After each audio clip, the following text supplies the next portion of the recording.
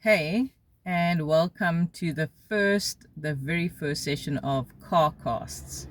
My name is Lee, and this is how my little Carcast was born. Um, I've been wanting to start a podcast for a little while, and I was like, I'm always in my car, doing my meditation or reading or one of those things. And I decided, well, why not just do a car cast? You're always in your car, just call it a car cast. And so this is how Carcast was born. Um, so today I'm just going to talk a little bit about my morning. I'm not sure how this is going to go. Um, but I met a guy in a parking lot, and his battery on his car was dead, and so he needed to have the car jumped, and he was sorting it out, and I asked him if he was okay. And I don't know how we actually got into the conversation, but he said he was not in the greatest place at the moment, and he was having some mental health issues. And he had mentioned that he'd been to clinic, and his wife was currently in the clinic as well. And we just started chatting, and one thing led to the other, and the next minute we were speaking about childhood trauma, just generally, and the shame and the guilt that we carry just as people. We all carry guilt and we all carry shame, and shame is it's one of those things that we tend to hide, and shame can only remain shame because we keep it hidden. And he said it's almost like I'm telling his story, but our blueprint is pretty much the same. We've all got childhood trauma, and that varies whether something's been done or just by being a child, there's childhood trauma. I think about the one time when I was little. I don't know how old I was, maybe 4 or 5 years old. And I remember looking for my mum, and I couldn't find her, but in the moment, it's such a big thing for a 5 year old that you can't find your mom, and she was busy hiding behind the bathroom door. And obviously, at that time, you think it's maybe the parent thinks it's a little bit funny. They hid away from the child playing hide and seek. I didn't know it was a hide and seek game, but I suppose parents also get a little bit annoyed, and sometimes you're like mom, mom, mom all the time, and they just need a break. I don't know what the reason was, but eventually I saw her hiding behind the bathroom door and I found her. But in that moment, I can only imagine it must have been trauma because I couldn't find my mum.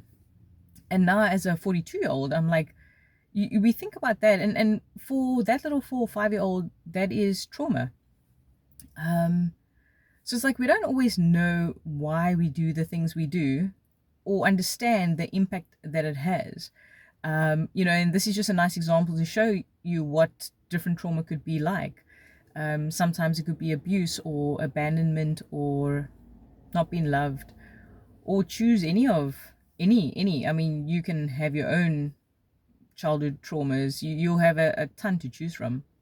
And so we began speaking about shame, and we were like, that's sort of the parts of ourselves that we almost want to push away. And so it's also a part of ourselves that also needs to be loved. And it's such an interesting thing because it's like we want other people to love us a certain way, for example, but we aren't even willing to love ourselves that certain way. And we had such a nice, interesting conversation because we spoke about this thing as well. And it's like, yeah, we want other people to love us, but we are not willing to love ourselves. And I said, like, it starts with self-love. We just have to have some self-love and be forgiving to that version of ourselves. And I'm talking about more in in adult life, where we did the things we did for whatever reasons. If we know what we know now, we would have done things differently, but we didn't know what we know now, and so that's why we made that choice. And to go gentle with yourself. I mean, sometimes we are our worst critic, and we enforce the most amount of, let's say, non-forgiveness. We impose the most amount of judgment, and then we think it's always coming from the external world. But like, if we keep blaming on the other side, where do we ever take responsibility for our own well-being. And sometimes, I'm talking generally, I'm not talking specifics. I'm not a clinical psychologist or anything like that. It's just giving you some of my thoughts. Um, but sometimes we just have to get back to stillness and just breathe and be gentle with that inner child that was maybe abandoned, that inner child that maybe didn't receive the love that they needed, or the acceptance, or that was lonely. And as adults, we can go and reparent that inner child and be there for that inner child, that little me, whether it's giving them a hug or just being with them, or saying that in this moment you're safe. I'm not going to leave you. I won't abandon you. I will love you. I will be kind. I will be here. Um, yeah. So I think the thing that comes out of it, that what we were speaking about, is shame only remains shame because we keep it hidden. We need to be gentle with ourselves. We need to forgive ourselves. Sometimes we're easy to forgive others, but when it comes to ourselves, it's such a difficult thing to forgive ourselves. And we need to not judge ourselves so harshly.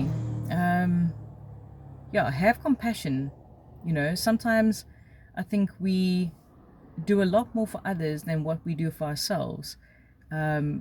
We all know that feeling where you will easily take a phone call with a friend, or have a coffee, spend a half an hour, spend an hour, spend a day. Yet when it comes to doing something for yourself, whether it be a 5-minute meditation, or sitting in stillness for 10 minutes, or doing something for yourself for half an hour, we will always say like we don't have the time. Yet we are forever giving of our time on a daily basis to people other than ourselves. And we will tell you, we'll be the very first people to tell you that we don't have enough time for ourselves. Oh, where must I find the half an hour? Where must I find the 30 minutes to go to gym? Where must I find the 10 minutes to meditate? Where must I find 5 minutes to be still? I don't have that luxury. But all we have to do is think about how much time we spend on other people or with other people. That 5 minutes, that coffee break, that smoke break, that drink after work, whatever it might be. So those are my thoughts for this morning. Let's see how it goes.